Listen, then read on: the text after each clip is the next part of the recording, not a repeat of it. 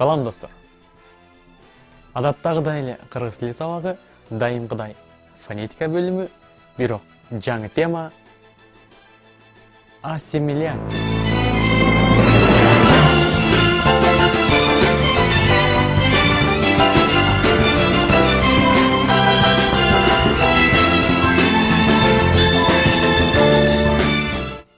Өзү ассимиляция деген эмне?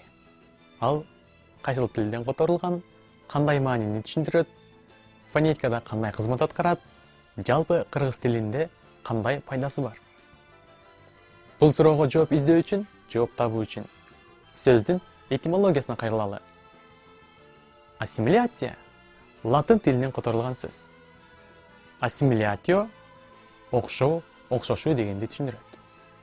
Үндүүлөрдүн үндөшүүсү бирини экинчиси баш ийип, ага окшошуп өзгөрүүсү сингармонизм болсо, ал эми үнсүздөрдүн бири экинчисинин кайсыл бир белгиси боюнча окшоштугуна карап өзгөрүүсү, окшошуусу бул ассимиляция. Муну кургак сөз менен эмес, бир нече мисалдар менен түшүндүрүүгө аракет кылалы. Жогоруда кат деген сөз турат. Биз ошол оңгу сөзгө бир нече сөз өзгөртүүчү, форма жасоочу мүчөлөрдү улап, ошо менен түшүндүрүүгө аракет кылалы.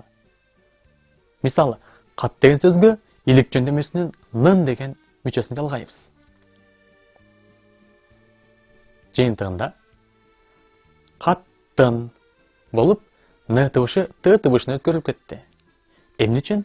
Анткени бул жерде оңгу сөздөгү т тыбышы каткалаң эле, ошого карай уяң н тыбышы ага окшошуп өзгөрүлүп каттын болду.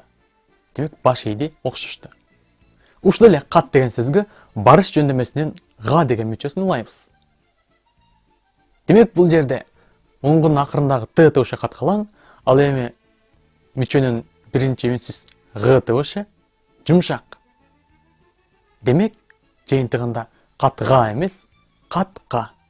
Г тыбышы т тыбышына окшошуп, каткалаңдашып, каткалаң к тыбышына өзгөрүлүп кетти. Демек окшошту. Ассимиляция. Болбосо, ушул кат деген эле сөзгө көптүк форманы уюштуруучу лар мүчөсүн улайбыз. Мында оңгунун акырындагы т тыбышы каткалаң, л тыбышы уяң. Демек жыйынтыгында л тыбышы т тыбышына окшошуп, каткалаңдашып, каттар болуп өзгөрөт. Бул ассимиляциянын жардамы, ассимиляциянын күчү. Жогоруда биз бир топ мисалдарды көрсөттүк. Анда сөзгө мүчө уланып, жыйынтыгында үнсүздөрдүн бирине экинчиси окшошуусу орун алды. Бирок үнсүздөрдүн окшошуусу сөзсүз гана ошол сөзгө мүчө уланган учурда гана эмес, сөз айкаштарынын ортосунда дагы орун алары бышык. Маселен, жогорку мисалдарга көңүл буралы. Биринчи сөз жаз, сымал. Бирок муну биз ооз-эки айтканда жаз сымал эмес, жаз сымал. Мында соңку з тыбышы кийинки сөздөгү с тыбышына окшошуп айтылып жатат. Жаз сымал. Кийинки мисал муз сыяктуу. Муз сыяктуу. Бирок муну биз ооз-эки айтканда муз сыяктуу болуп айтылат. Демек з тыбышы дагы с тыбышына окшошуп муз сыяктуу болуп айтылат. Албетте, булар орфоэпияда, ооз-эки сүйлөө кебинде жол берилет, ушундай айтылат, бирок орфографияда жол берилбейт. Муну эстен чыгарбоо зарыл. Кыргыз тилиндеги үнсүздөрдүн окшошуусу дайыма бирдей боло бербейт. Айрым үнсүз тыбыштар өзүнө чейинки үнсүз тыбыштарга бардык белгилери боюнча окшошуп өзгөрүлүп айтылса, айрым үнсүз тыбыштар өзүнө чейинки үнсүз тыбыштарга айрым белгилери боюнча гана окшошуп, ошого өзгөрүлүп айтылат. Мына ушунусуна карай биз ассимиляция кубулушун экиге бөлөбүз. Толук ассимиляция жана толук эмес ассимиляция. Дароо бир нече мисалдарды келтирейин. Максат кошулган н жыйынтыгында максатты. Атак кошулган га жыйынтыгында атакка. Бул жактагы мисалында максат кошулган га жыйынтыгында максатка. атақ қосылған лу жиынтығында атақты. Бұлардың бұл тараптағысы толық ассимиляция, ал эми бұл тараптағысы толық емес ассимиляция. Толық оқшошу, толық емес оқшошу. Эмне үчүн? Карап көрөлү. Максатты. Уяң ны тыбышы каткалаң т тыбышына окшошуп, ага башыйып жыйынтыгында максатты деп ны тыбышы т тыбышына өзгөрүлдү, окшошту. Демек, эки т тыбышы булар бардык жол боюнча окшош. Жасалуурду, жасалуугу, үн менен чыгыштын катышына карай, демек, муну айтпасам деле белгилүү. Кийинкисинде атак-га. Жумшак г тыбышы каткалаң к тыбышына башыйды дагы, ага окшошуп, жыйынтыгында атакка болуп өзгөрүлдү. Демек, эки к тыбышы бардык белгиси боюнча окшош. Толук боюнча окшош. Ошон үчүн толук ассимиляция. Ал эми бул тараптагысы максат-га жыйынтыгында максатка. Албетте, бул тарабында айрым белгиси боюнча окшош. Жумшак г тыбышы каткалаң т тыбышына башыйды дагы, ага окшошту, жыйынтыгында каткалаң к тыбышына өзгөрүлдү. Мында албетте бардык белгиси боюнча эмес, айрым белгиси боюнча гана окшошту. Үн менен чыгыштын катышына карай каткалаң болду, жасалуугуна карай жарылма болду. Ал эми жасалууруна карай, түгөйлүү түгөйсүнө карай такыр окшош эмес. Демек, жарым гана окшошуу болду. Кийинкиси атак кошулган лу атактуу. Мында дагы л уяң тыбышы к каткалаң тыбышына башыйып, ага окшошуп, жыйынтыгында л т тыбышына өзгөрүлдү. Атактуу. Мында дагы биринчи мисалдагыдай эле бардык белгиси боюнча эмес, айрым белгиси боюнча гана окшошту. Тактап айтканда, жарым жартылай гана окшошту. Демек, толук эмес же жарым жартылай ассимиляция болду. Үнсүздөрдүн толук жана толук эмес үндөш окшошуусу мына дал ушинтип аныкталат. Толук ассимиляция өз эки формада дагы ишке ашат. Маселен, сөзсүз. Сөзсүз. Сөзсүз эмес, сөзсүз. Туссура. Туссура эмес, туссура. Демек, өз эки формада толук ассимиляция ишке ашты. Мында з тыбышы с тыбышына толук түрдө, толук формада окшошту. Албетте булар орфографияда жол берилбейт, бирок орфоэпияда ишке ашат. Үнсүз тыбыштардын окшошуусу эки түрдүүчө жол менен ишке ашат. Биринчиси прогрессивдүү ассимиляция, экинчиси регрессивдүү ассимиляция. Эми булар кандайча болот? Мисалы, кандай гана эң акыры үнсүз тыбыш менен аяктаган оңгу сөз болбосун, ага мүчө уланганда же оңгунун эң акырындагы үнсүз тыбыш өзгөрөт, же мүчөнүн биринчи үнсүз тыбышы өзгөрүүгө дуушар болот.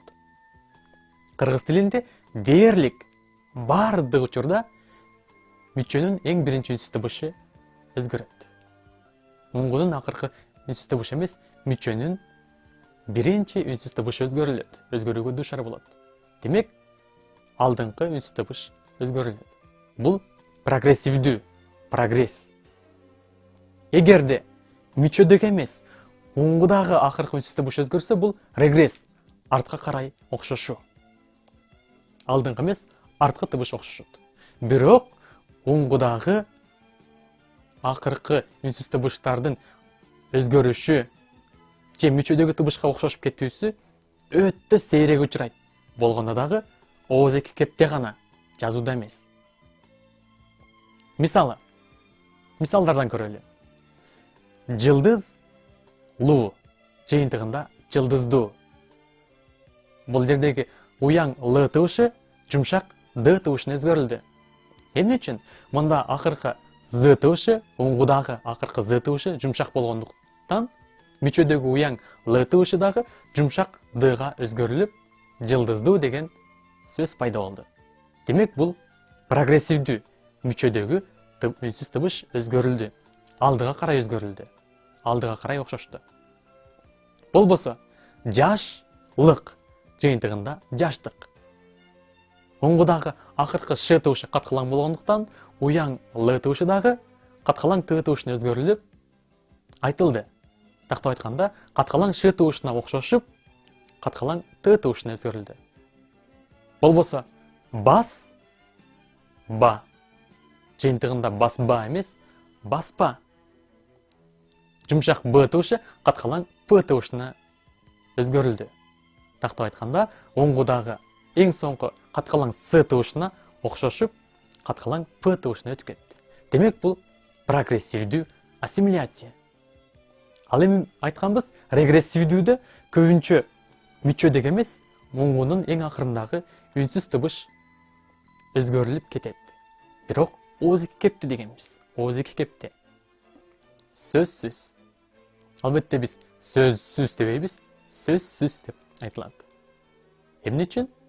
Анткени сыз мүчөсүндөгү баштапкы табышы каткалаң сы эле. Ал эми оңгудагы з табышы жумшак. Демек, каткалаң сы табышына окшошуп, каткалаңдашып, сөзсүз болуп калды. Тактап айтканда, артка карай окшошту.